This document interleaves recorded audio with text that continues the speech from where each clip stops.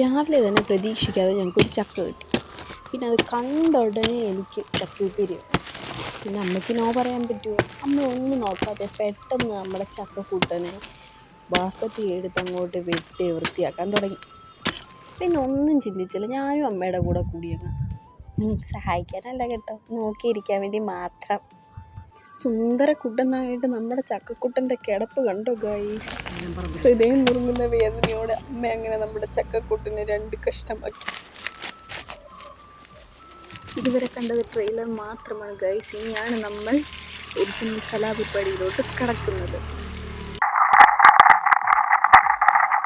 ഇനി നമുക്കിതെല്ലാം ഒന്ന് അരിഞ്ഞെടുക്കാം. അങ്ങനെ ഞങ്ങളുടെ ചക്കയുപ്പേരി എന്ന ലക്ഷ്യത്തിലേക്ക് നടന്നു നീങ്ങുമ്പോഴാണ് പെട്ടെന്ന് പ്രതീക്ഷിക്കാതെ ഞങ്ങളുടെ ജീവിതത്തിലേക്ക് ഒരു അതിഥി എത്തുന്നത്.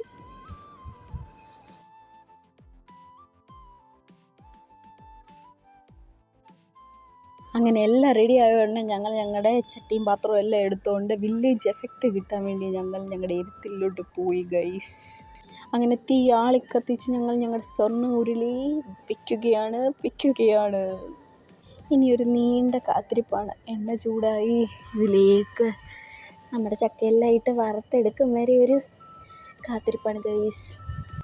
അങ്ങനെ ഞങ്ങളുടെ കാത്തിരിപ്പിന് ഒരു ചെറിയ ഇടവേള കൊടുത്തുകൊണ്ട് എണ്ണ ചൂടായി. ഇനി ഞങ്ങൾ അരിഞ്ഞു വെച്ച ചക്കയെല്ലാം കൂടെ അതിലേക്ക് ഇട്ട് പിടിക്കുകയാണ്. തിളക്കത്തിലെ കൊണ്ട് ഗൈസ്.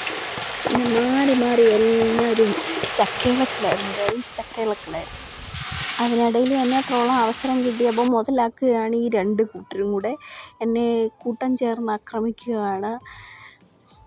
പാവങ്ങൾക്കാരും ഇല്ലല്ലോ ചോദിക്കാൻ, പണമുള്ളവർക്ക് എന്തുവാകാമല്ലോ. അങ്ങനെ നമ്മുടെ ചക്കക്കുട്ടൻ നല്ല സുന്ദര ചക്ക ഉപ്പേരിയായിട്ട് മാറിയിരിക്കുകയാണ്. അങ്ങനെ അതിനെ കോരിയെടുക്കുകയാണ് ഇടമ്മ.